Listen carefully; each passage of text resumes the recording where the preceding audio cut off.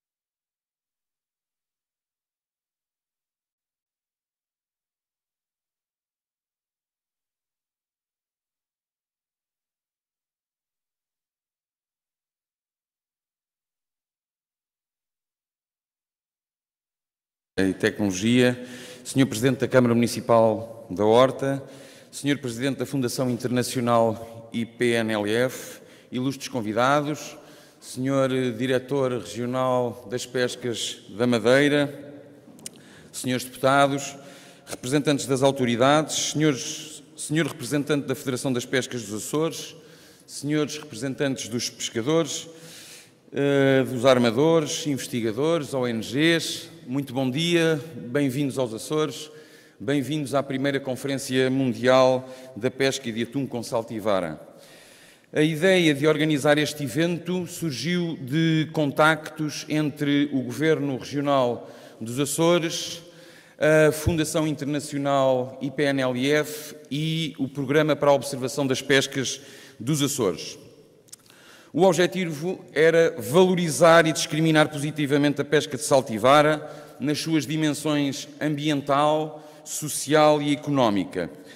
A ideia foi de imediato acarinhada pela Federação das Pescas dos Açores, pela APASA e pela Pão do Mar. A APASA é a Associação de Produtores de Atum e Similares dos Açores e a Pão do Mar, a Associação da Indústria Conserveira dos Açores.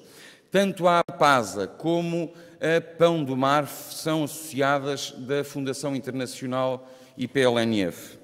O desafio não foi fácil, com tantos constrangimentos de quem vive em ilhas, de quem vive no meio do Oceano Atlântico, até com um furacão tivemos que saber agir.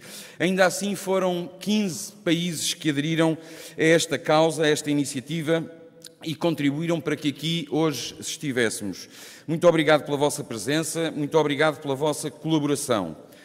A pesca do atum por salto e vara faz parte da identidade dos Açores. É uma atividade artesanal, seletiva e que ocupa na fileira da pesca entre investigadores, pescadores, indústria conserveira, comerciantes, milhares de postos de trabalho. Nos últimos 5 anos, em cada ano que passa, pescamos metade do que pescamos no ano anterior. Como sabem, os tunídeos são migradores.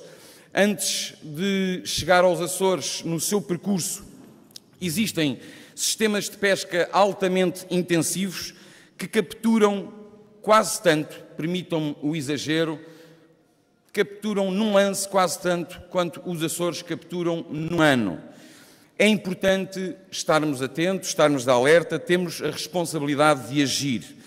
Este problema, sabemos pelos nossos parceiros da IPNLF, que é também vivido por outros países, por outras comunidades pescatórias, e também essa é a razão de estarmos aqui hoje. Serão 2 dias e meio de trabalho.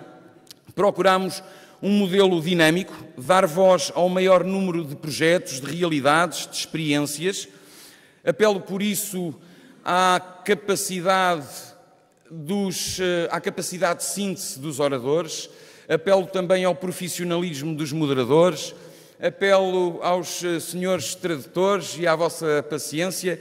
Isto, de facto, o programa está condensado.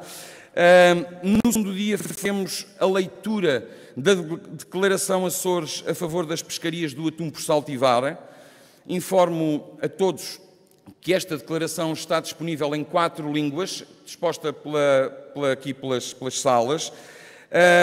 Quem não concordar com a declaração, que se trata apenas de um código de conduta, mas quem porventura não concordar com a declaração, queira dar essa indicação no secretariado, caso contrário, todos seremos signatários, subscritores dessa declaração. A APASA preparou um pequeno filme sobre o salto e vara, que estará em loop numa das salas. Estão disponíveis diversos espaços para reuniões bilaterais. No fim da tarde do segundo dia faremos um cocktail, degustação de produtos da indústria conserveira. Para quem estiver interessado, no último dia, quarta-feira, faremos uma visita à Lota Açor, ao local onde se faz a venda do peixe. Tenho a indicação de que talvez não seja o dia mais favorável em termos de quantidade de peixe mas as instalações estão disponíveis para visita, não só as instalações da Lota, como embarcações atuneiras, portanto, que fazem pesca do atum por saltivara. O primeiro painel e de abertura é constituído por Sua Excelência o Ministro das Pescas e da Agricultura das Maldivas, Dr. Mohamed Chaini, o Sr. Secretário Regional do Mar, Ciência e Tecnologia, Dr. Gui Menezes, pelo Sr. Presidente da Câmara Municipal da Horta, Sr. José Leonardo, e pelo Presidente da Fundação Internacional de Saltivara, John Burton. Desejo um bom trabalho e passo de imediato a palavra ao Sr. Presidente da Câmara Municipal da Horta, José Leonardo. Muito obrigado.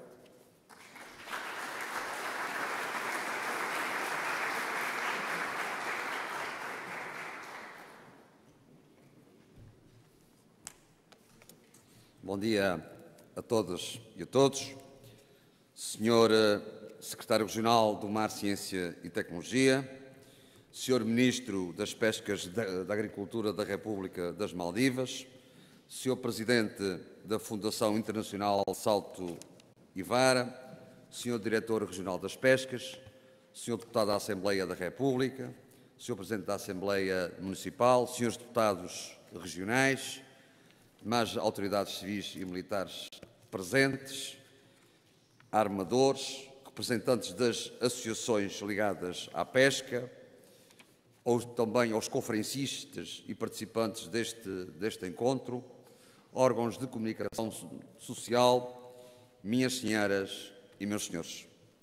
Sejam todos bem-vindos à Ilha do Faial, onde a nossa baía está incluída no clube das mais belas baías do mundo. É uma honra para o nosso Conselho receber um encontro internacional desta dimensão, ainda mais por estar ligado ao setor das pescas, que representa uma área económica significativa para a economia desta ilha e da região autónoma dos Açores. Ao longo dos anos, nos Açores, fomos traçando e alcançando objetivos importantes no setor das pescas, que nos conduzissem a uma pescaria mais sustentável, seletiva e de qualidade, que diferencie o nosso produto, valorize os nossos pescadores e empresários e traga mais qualidade e retorno económico ao produto capturado.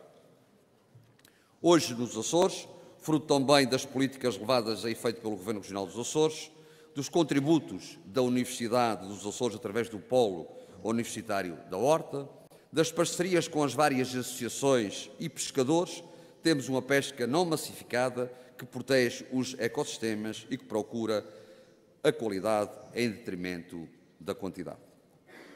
A iniciativa desta conferência é, por isso, louvável, no sentido em que permitirá, com certeza, analisar as últimas tendências do setor e o comportamento dos mercados, assim como, no caso dos Açores, traçar com certeza um código de conduta que defenda ainda mais o nosso esforço de pesca. Para a Ilha do Faial, a vossa presença é o sinal do percurso que temos realizado em conjunto com diversas entidades públicas e privadas, bem como com muitos particulares, na afirmação da Horta, enquanto capital mar dos Açores, onde temos justamente a ver nascer uma escola do mar que trará certamente grandes contributos para a formação e discussão científica que ainda importa continuar para o futuro. Nós consideramos fundamental o conhecimento como a melhor arma de defesa de um setor que tem as suas fragilidades, mas que tem também alternativas importantes e valorizadoras que pode e deve percorrer. Por essa razão, as pescas foi um dos temas escolhidos para um dos fóruns do projeto municipal Mar Nostrum, que ilustra bem as preocupações que nos assistem a todos e o caminho que temos de continuar a trilhar em conjunto. Durante os próximos 2 dias sairão desta sala importantes contributos para a política mundial da pesca de atum, de saltivara, um pescado de referência que distingue os melhores pratos dos melhores restaurantes nos 4 cantos do mundo. Resta-nos aguardar pelo resultado dos vossos trabalhos e desejar, por isso, que eles decorram de forma o mais proveitosa possível, associando-se também a Câmara Municipal da Horta a este evento, que, mais uma vez, projeta a Ilha do Faial e os Açores nesta feita num sector muito importante que é o sector das pescas. Bom trabalho a todos vós. Muito obrigado.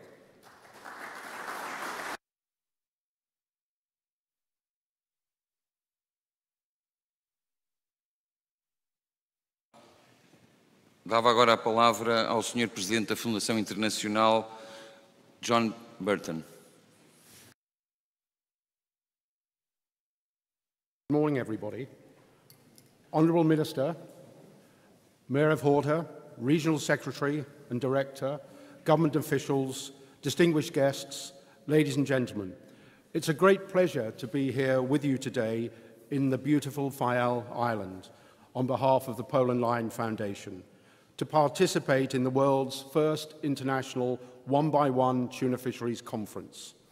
I offer my congratulations and thanks to our hosts, the Government of the Azores Regional Secretariat of the Sea, Science and Technology, for bringing together so many stakeholders from one-by-one tuna supply chains to share best practices, to discuss solutions, to share challenges, to evaluate the marketing potential of the social and economic dynamics of one-by-one fisheries, and to explore collaborative ways to progress the sector. It promises to be a very insightful and rewarding couple of days. By way of personal introduction, I've been involved in the world of one-by-one tuna fisheries for more than 30 years. As such, it's been a major part of my life. Indeed, it's my passion, connecting responsibly minded fishers with businesses of the same ilk, ensuring the fishers are paid properly for the premium products and seeing the benefits manifest in the communities that they are part of. Now, I think it's appropriate for those who are not perhaps familiar with the International Poland Line Foundation that I spend a few minutes telling you who we are and what we do. IPNF is a UK-registered charity that was formed some 6 years ago. We work to demonstrate and enhance the value of one-by-one tuna fisheries for the coastal communities that are reliant upon them. When we refer to one-by-one fishing, we're talking about techniques which include one hook and one line when it's used to catch tuna one at a time. This includes traditional methods such as pole and line, hand line, and trolling, all of which require great strength, skill, and persistence by the fisher. Many coastal regions have a long and proud history of fishing for tuna this traditional way, including, of course, here in the Azores. The fisheries are very much people-centric. They support livelihoods in coastal communities throughout the world, providing jobs, nutrition, and a model to sustain tuna fisheries and the marine environment. Our role, the Foundation's role, is twofold.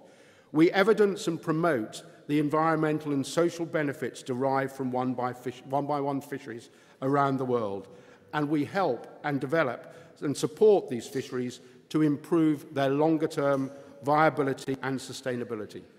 In short, our purpose isn't just environmental, it's social too.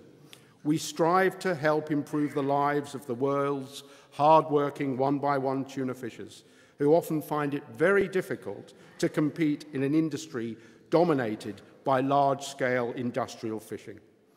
We are therefore working with fishers, companies, NGOs and governments to ensure fisheries maintain a culture of integrity and work to have those efforts recognised and rewarded in the marketplace.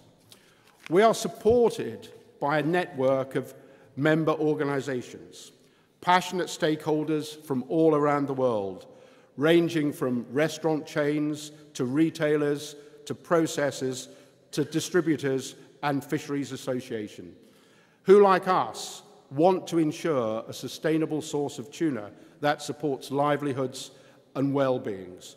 We now have 48 members worldwide. We welcomed the first member from the Azores last year, the local fishing association, APASA, More recently, the Producers Association, Pau do Mar, and Fishing Association, Federação das Pescas dos Açores, have also become members. Representatives from a good number of our members are in this room today. And on behalf of IPLF, I thank you all for your ongoing support. I'm very pleased to see here today Latifa Berhadian from Woolworths, South Africa. She arrived after a very challenging journey. Earlier this year, Woolworths became IPLF's first retail member in Africa. Not only was this a significant milestone in our progress, this membership was another major step in Woolworths' ongoing support for advocacy for improved tuna management worldwide. Here, I'd like to pause and share with you a film that Woolworths produced with IPLF's support to support the launch of Maldivian Poland line tuna in Woolworths in South Africa. It's one of my favourites and really demonstrates the importance of this fishery to the people of the Maldives and the markets. Please enjoy.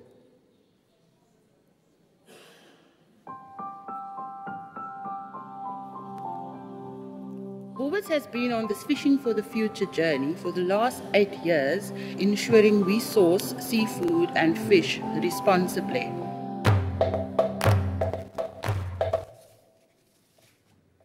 Surrounded with 99% of water. Maldives. Our livelihood, our food and everything comes from the ocean. Fish is in our blood. We've been famous for Poland line fishing for hundreds and hundreds of years.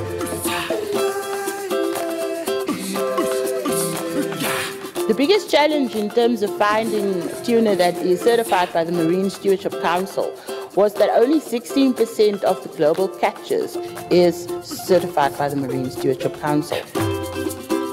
The Maldives has always been fishing tuna using traditional methods such as Poland line, and they have been set globally as the international standard in terms of certification with the Marine Stewardship Council. The method is very, very sustainable. The hook is barbless, so we will catch only one tuna at a moment. It has very minimum impact to the environment, so you will have no bycatch such as sea turtles or sharks or any other marine animal other than tuna. Normally, the fishermen catches skipjack tuna. We use the skipjack species because of its quality for canning, as well as the fact that it is a high migrating, fast growing species. So it is a good selection in terms of ensuring sustainable stocks.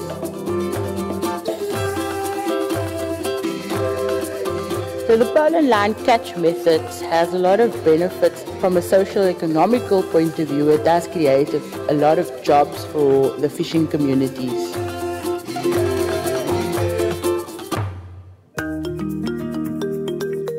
For the well-being of the people, especially in the outer islands, fishing is very, very important. They have a very good income with it. When I interact with the fishermen, they always say that they are very proud to be a fisherman. Without people like South Africans and Woolworths supporting these initiatives, it will be very difficult for us alone to drive this sustainability agenda. So we are very happy that it is going to the shores of Africa. I love the smell of the ocean. I love the marine life, and that's why it's important to ensure that we keep our oceans unharmed.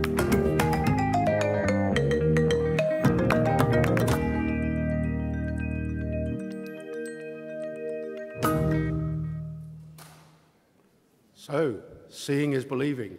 And I'm pleased that we have two of the stars of the film in the room with us today, Honourable Minister and Nadi, and you'll be hearing from them both later during the session.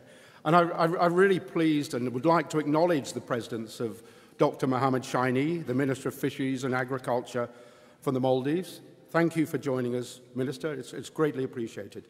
The Maldives is known to many as the home of Poland line and the cleanest and greenest tuna fishery in the world, where tuna has been caught by the same way for more than 900 years. I'm sure many of you are aware that the Honourable Minister has shown inspirational leadership in the sustainable fisheries sector, both in his own country and his collaborative commitments to the international management of one-by-one tuna fisheries. He has provided a platform for his country and other one-by-one tuna fishing nations to capitalise on the huge international demand for sustainable one-by-one caught tuna. Thank you, Minister. I think that brings me nicely into my next point about the growing market for one-by-one caught tuna.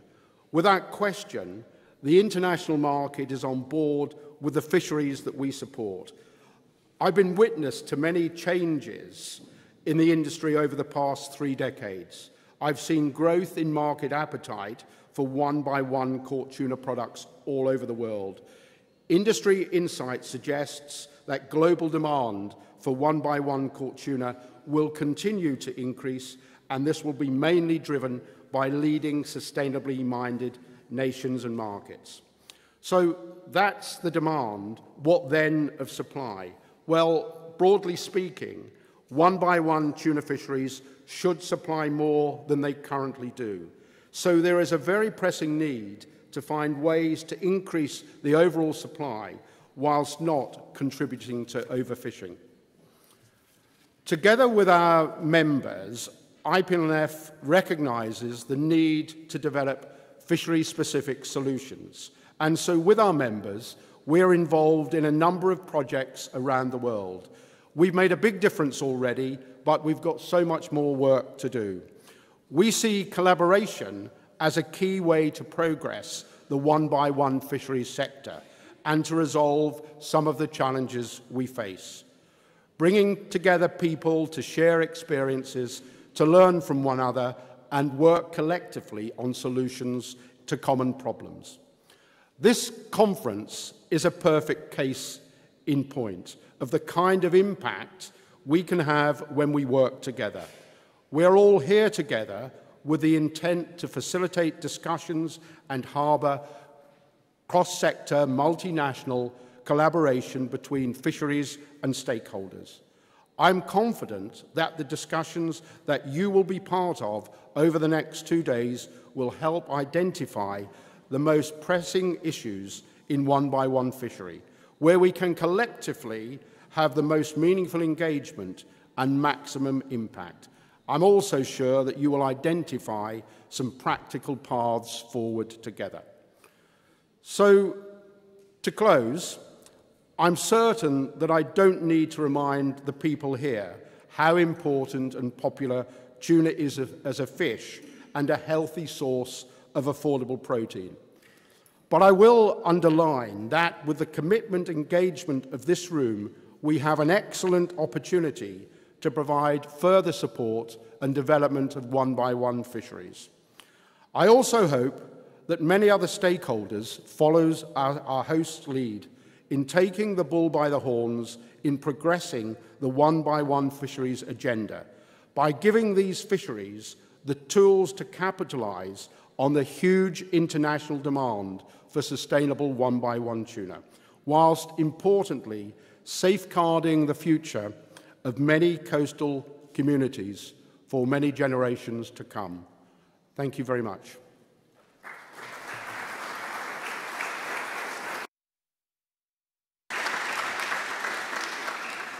Excelentíssimo Sr. Ministro das Pescas e da Agricultura das Maldivas, Dr. Mohamed Shaini.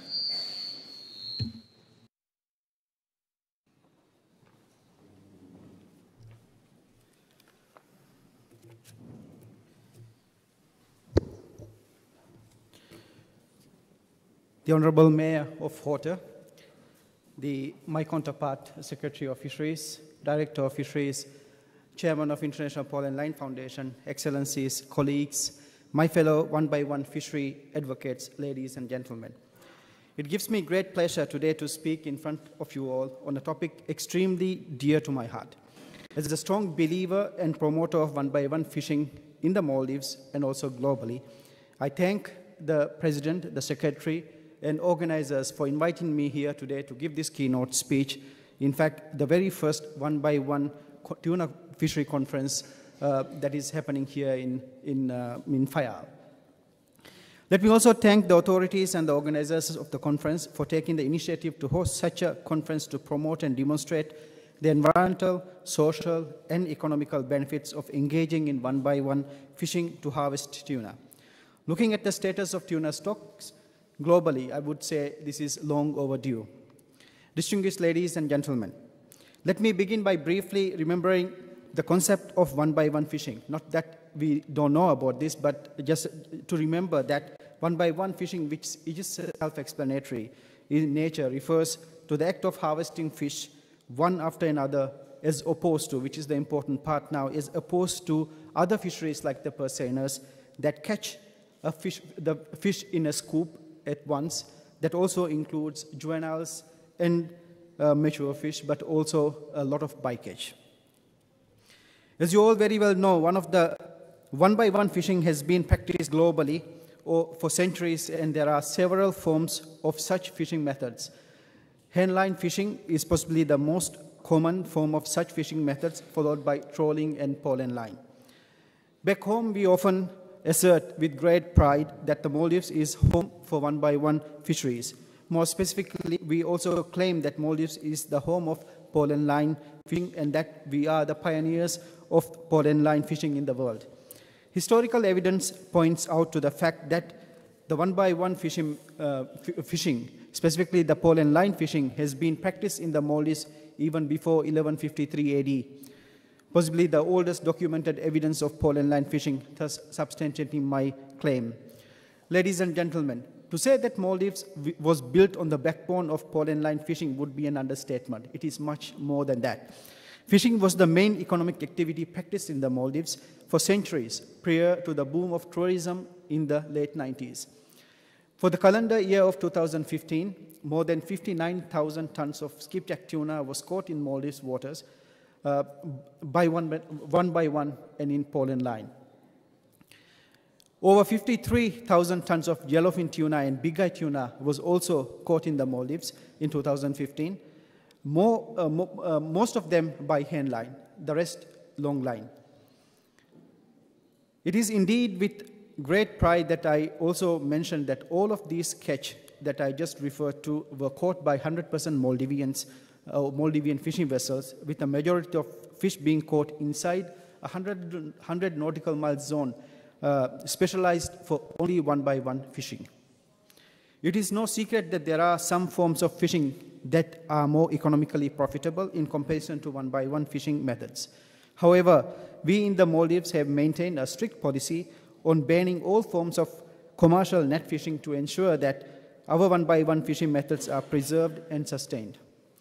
Let me try to briefly touch upon some of the reasons why we have maintained our stance. First and the foremost reason for our insistence on one-by-one fishing is due to the fact that fishing methods are the most environmentally friendly methods. The negative impact of such fishing to the environment or the marine environment is at best negligible, with virtually no bycatch, little to no impact on the ocean habitat, and highly selective, ensuring that there are no discards or bycatch. The second reason for our inclination towards one-by-one fishing is the socio-economic benefit of one-by-one fishing practices. A simple example is number of fishers employed in the fishery. A typical pole and line fishery in the Maldives employs about 20 to 25 people and catches about 3 to 4 tons in a fishing trip. The profit from the fishing trip are equally shared among all the fishers, thus distributing the wealth among the community equally from north to south of the country. In contrast, a large purseaner maybe employs 50 people, at best catches 40 to 50 tons in a good trip, and most of the profit goes to the owner, with meagerly a small share going to the crew. Also, one-by-one fishing is part of cultural fabric of the Maldivian society. Over 90% of the physical export from the Maldives are fish and fishery products. It is estimated that we export about $160 million worth tuna products every year. While the totality of physical exports are fish and mainly tuna products, Maldivians are also known to consume a lot of fish. Again, tuna. it is estimated that the per capita consumption of seafood in the Maldives is around 180 kilograms per person per year, making it the highest per capita consumer in the seafood globally. On the top of all this, almost 20% of all our workforce is employed in the fisheries sector. Maldives being a small island developing state where the economical activities available for the people are extremely limited, one-by-one fishing provides an opportunity for the entire country to provide livelihood. Thus, by sustaining our stocks, we are able to guarantee our kids a sustainable blue economic future for future generations. For Maldivians, one-by-one fishing and sustainability is a way of life. To drop a line and catch a fish for lunch or dinner is still common in the outer islands or outer atolls of the Maldives. While we often joke to say that we have tuna for breakfast, lunch, and dinner, it is indeed the truth for most of the households, where tuna for breakfast, lunch, and dinner, with also some snacks in between the meals, are normally taken. Tuna caught from sustainable one-by-one fishing is well and truly part of our everyday life. Ladies and gentlemen, the benefits of the pole and line or one-by-one fishing, although not as pronounced and as vital as the case of Maldives, is similar around the globe. It is environmentally friendly. There are immense socio-economic benefits and are also important cultural activities for societies heavily dependent on the marine environment. Therefore, by supporting one-by-one fishing, one is not only contributing towards conserving the fish stocks and protecting important keystone species, but also protecting and supporting many disadvantaged rural communities. It is, in fact, supporting a way of life that is based on the principles of sustainability, despite of all the threats on their very own existence. Distinguished colleagues, I am a firm believer in the environment and socio-economic benefits on one-by-one fishing methods. Recently, we have seen emergence of various eco-labels and certification schemes to demonstrate the sustainability of the fisheries products to consumers. As many distinguished delegates are well aware, the cost of entering the certification and maintaining the certification is extremely high, putting a huge burden on one-by-one fisheries such as ours.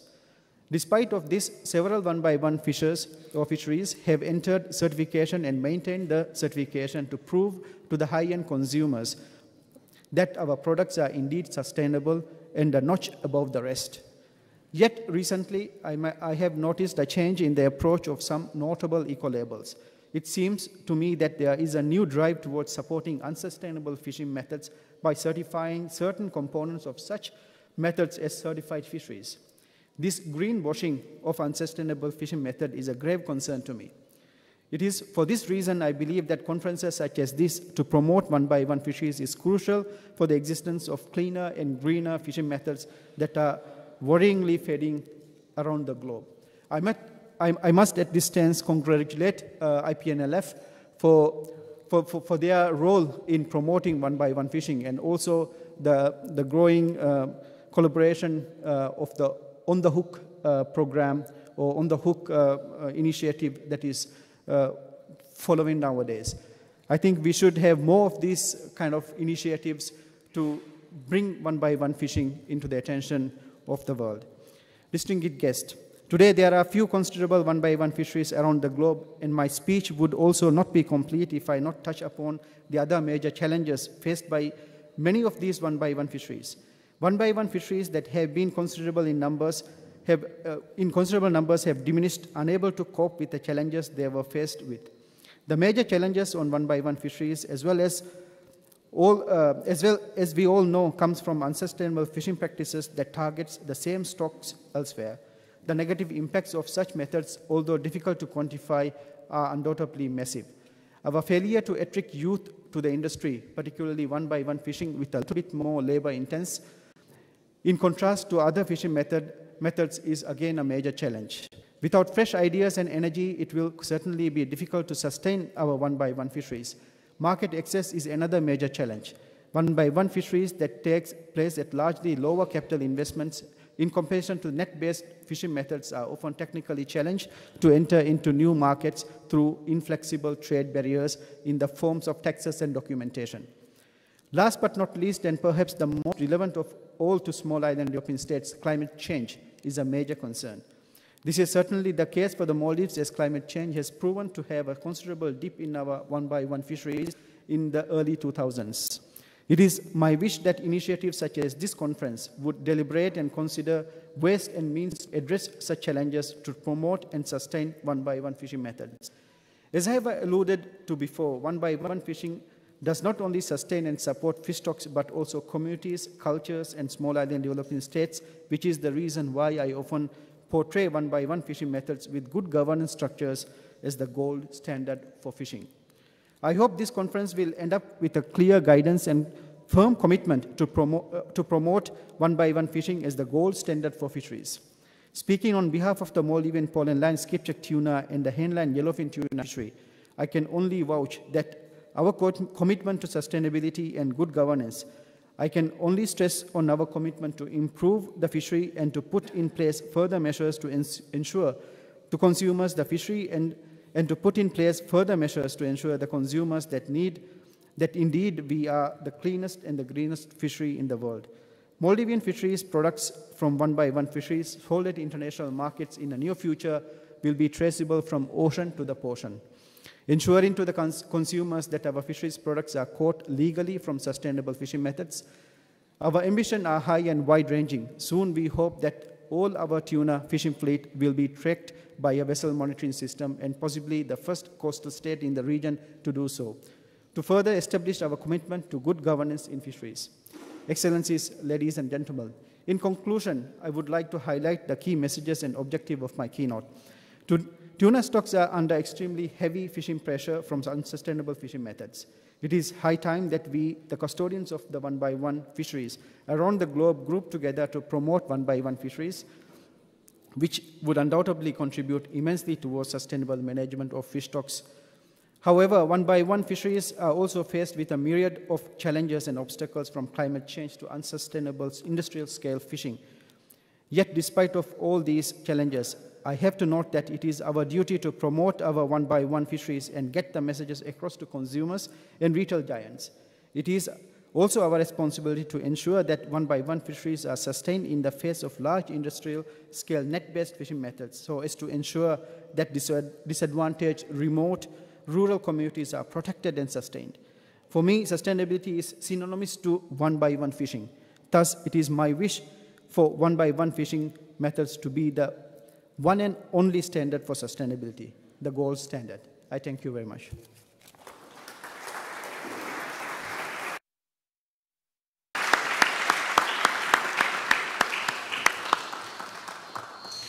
Muito obrigado, Sr. Ministro. Tem a palavra o Sr. Secretário Regional do Mar, Ciência e Tecnologia, Dr. Gui Menezes.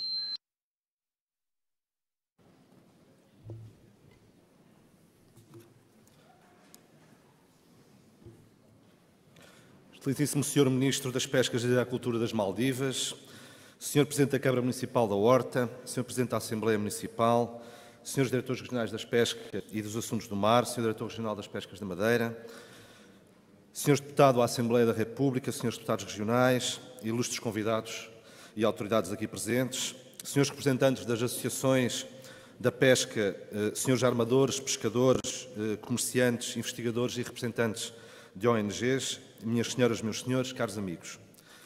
Começo, em primeiro lugar, por dar as boas-vindas a todos aqueles que se deslocaram aos Açores para participarem na Conferência Internacional da Pesca de Atum de Saltivara. Espero que tenham feito uma boa viagem e que desfrutem da vossa estadia na Ilha do Faial. Gostaria de dirigir uma palavra em especial ao Sr. Ministro das Pescas das Maldivas, Dr. Mohamed Shaini, que muito nos honra com a sua presença no nosso arquipélago. É com grande satisfação que o Governo dos Açores organizou este evento, que pretende debater a importância da pesca do atum de saltivara nas nossas regiões. Pretendemos assim assumir uma posição forte no contexto mundial na defesa desta técnica de pesca artesanal. Esperamos que esta conferência contribua para encontrarmos juntos medidas com vista à valorização e à sustentabilidade deste tipo de pescaria. A pesca do atum com artes de saltivara e com isco vivo faz parte do património social e cultural dos Açores, sendo uma técnica desde sempre utilizada pelos nossos pescadores. Foi precisamente a singularidade da pesca do atum na região que levou nos anos 80 o fotógrafo Alexandre Delgado O'Neill a embarcar em atuneiros açorianos para elaborar uma reportagem fotográfica sobre esta pescaria. É realmente fabulosa a pesca ao atum nos Açores, escreveu ele no seu diário. E é esta pesca fabulosa que, através de várias iniciativas, queremos preservar e valorizar cada vez mais. A pesca do atum representa uma das pescarias mais importantes dos Açores, sendo fundamental para a nossa indústria conserveira, que emprega cerca de 900 trabalhadores e elabora por ano cerca de 10.000 toneladas de pescado. Esta é uma indústria que gera anualmente cerca de 66 milhões de euros e que tem sabido criar novas linhas de produtos que se têm revelado determinantes na nossa afirmação nos mercados internacionais e cuja qualidade é amplamente reconhecida. Podemos considerar a frota atuna dos Açores a nossa maior frota, mas que ainda hoje em dia continua a desenvolver a sua atividade exclusivamente com artes de salto e vara, utilizando pequenos pelágicos como o chicharro, como o isco vivo. Minhas senhoras e meus senhores, Raul Brandão, escritor português, escrevia em 1923 no seu livro Os Pescadores o seguinte: cultivar o mar é uma coisa, é ofício de pescadores. Explorar o mar é outra coisa, é ofício de industriais. O escritor parecia, já nesta altura, antever o percurso das pescas, que se tornariam cada vez mais industriais, com todos os problemas daí decorrentes de sobreexploração dos recursos, que todos nós bem conhecemos. Neste momento em que a comunidade internacional se preocupa com a utilização de artes demasiado intensivas e não seletivas, como as redes de emalhar e de cerco, a pesca de atum de salto e vara deve ser reconhecida como uma pescaria altamente seletiva e amiga do ambiente, dado que não apresenta capturas acessórias. É nesse sentido que o Governo dos Açores propôs, junto da Comissão Europeia, a adoção de medidas que discriminem positivamente as frotas que capturam atum com artes de pesca artesanais, menos lesivas dos recursos e dos ecossistemas pelágicos. Defendemos, por isso, a aplicação de um regime de exceção para as frotas que utilizam arte de salto e vara. A criação de cotas específicas para as frotas artesanais é uma forma de discriminar positivamente o seu caráter seletivo e sustentável. Nos Açores, as nossas pescarias estão devidamente certificadas desde 1998, com o estatuto Dolphin Safe, pela organização não-governamental Earth Island Institute, através do nosso programa de observação para as pescas, o programa POPA, sendo que também somos uma das primeiras frotas do mundo a cumprir os critérios Friend of the Sea. Aproveito para destacar a importância do POPA, a par de outros programas de monitorização das pescas que temos nos Açores, para a produção de conhecimento científico sobre os nossos recursos marinhos. Esta é uma área em que o Governo dos Açores tem apostado e pretende continuar a apostar. Só desde 2012, o Governo dos Açores investiu quase cerca de 4 milhões de euros na investigação dedicada a este setor e tem tido como parceiro privilegiado a Universidade dos Açores e o IMAR. A exploração dos recursos marinhos tem de ser alicerçada no conhecimento e investigação científica. Só assim garantiremos a sustentabilidade das pescas. Minhas senhoras e meus senhores, embora a gestão dos tunídeos seja realizada a nível internacional, o Governo dos Açores tem lutado para que sejam tomadas medidas de gestão para que a nossa pesca de atum e a nossa indústria conserveira possam continuar a contribuir de forma tão significativa para a nossa economia e para a nossa coesão social.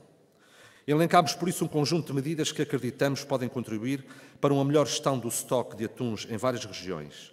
Juntamente com o Governo da República, pretendemos continuar a exigir a diminuição dos dispositivos concentradores de atum e a abertura de corredores migratórios livres destes dispositivos. A criação de faixas marítimas livres de dispositivos agregadores de peixe, orientadas de sul para norte, poderá ser uma boa medida para minimizar o efeito dos FADs e que poderá aferir o efeito destes dispositivos nos hábitos migratórios dos atuns, já que, pelo menos nestes corredores, os tunídeos poderiam migrar livremente para zonas mais a norte, incluindo o Mar dos Açores. Acreditamos que a proliferação a que se tem assistido no uso de dispositivos agregadores de peixe, especialmente na costa africana, tem tido um efeito com impacto imprevisível no futuro de alguns estoques e é por isso que temos defendido a implementação urgente de medidas precaucionárias, bem como o estudo real do efeito destes dispositivos. Nesse sentido, propusemos à Comissão Europeia, no âmbito da Comissão Internacional para a Conservação dos Atuns do Atlântico, a ICAT, que fosse aplicada uma limitação mais restritiva no uso de FADs na pescaria de tunídeos, de modo a evitar a sobrepesca e diminuir os impactos negativos do seu uso na rota migratória destas espécies. Congratulamos-nos por isso pelo facto de, em novembro do ano passado, a Comissão Internacional para a Conservação dos Atuns do Atlântico ter aprovado a recomendação de se limitar o uso destes dispositivos artificiais, agregadores de peixe por embarcação, que poderão estar a interferir no processo dos cardumes de atum, no acesso dos cardumes de atum às águas dos Açores. Na altura foi decidido que cada embarcação não deveria utilizar mais de 1.500 dispositivos agregadores de peixe. Na nossa opinião, este número é ainda demasiado elevado.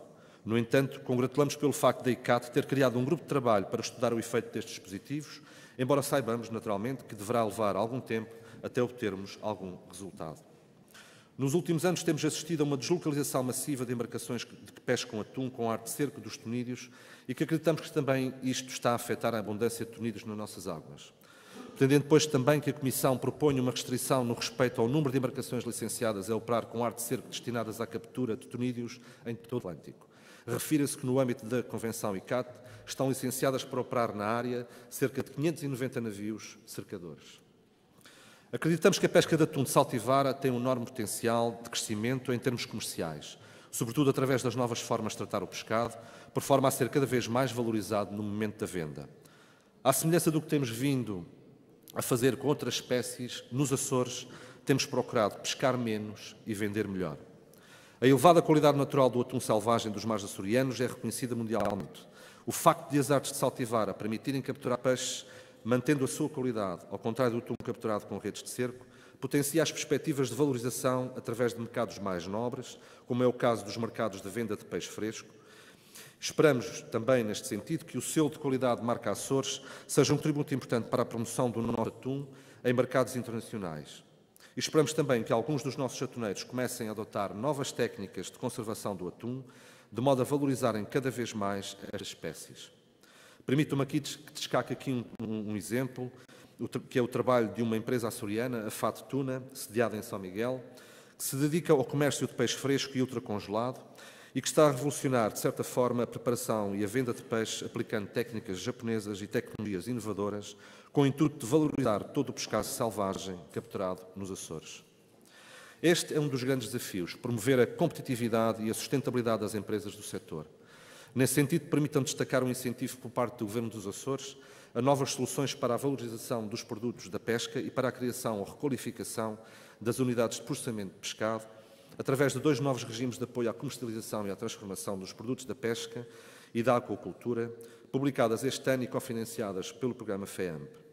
Estes 2 mecanismos contam no total com apoios públicos de cerca de 12,3 milhões de euros. Destaco aqui também ainda o regime de apoio a investimentos a bordo das embarcações de pesca, que incidem sobre a melhoria da segurança, higiene e condições de trabalho dos pescadores e sobre a eficiência energética. Estes apoios podem contribuir não só para reduzir custos, mas também para valorizar o pescado na medida em que visam criar melhores condições em termos de frio e de tratamento do peixe a bordo. Ciente da importância da rede de frio na conservação e valorização do nosso pescado, o Governo dos Açores tem sabido manter e modernizar um conjunto de infraestruturas e equipamentos públicos de apoio à pesca em várias ilhas do arquipélago, tendo previstos mais investimentos nesta área nos próximos anos. Ainda em relação à indústria conserveira, iremos incentivar o aproveitamento de subprodutos desta atividade, os quais serão estudados no sentido de se procurarem produtos bioativos com potencial de poderem vir a ser utilizados na indústria farmacêutica, cosmética ou alimentar. Este será também um passo importante na proteção do ambiente através da valorização dos resíduos orgânicos desta pesca. Minhas senhoras e meus senhores, não me quero alongar mais. Estamos aqui para partilhar as melhores práticas e encontrar formas de valorizar o nosso atum e aumentar o rendimento de todos os intervenientes desta fileira, garantindo, naturalmente, a sustentabilidade das nossas pescas. Faço votos de que esta conferência seja profícua para todos e que juntos possamos defender e melhorar a pesca artesanal do atum, mais sustentável e amiga do ambiente. Agradeço uma vez mais a presença de todos. Muito obrigado.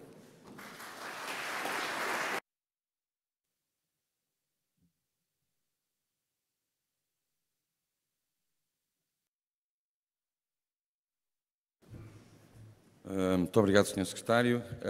Para avisar que esta conferência está a ser transmitida na nossa página web, em streaming, nós faríamos agora um pequeno intervalo para um coffee break. Peço ao próximo painel, que tem 12 países representados, que se prepare, ao Martin Purse, um dos diretores da IPNLF, que fará a moderação, que esteja atento, e pedia-vos um favor. O Sr. Ministro terá de sair ainda hoje, não pode assistir aos 2 dias de trabalho, e era importante que se fizesse o registro deste evento. Gostava que, se pudessem, se dirigissem à parte da frente do edifício, à escadaria, para tirarmos uma fotografia de grupo, que depois acompanhará o relatório desta conferência. Obrigado.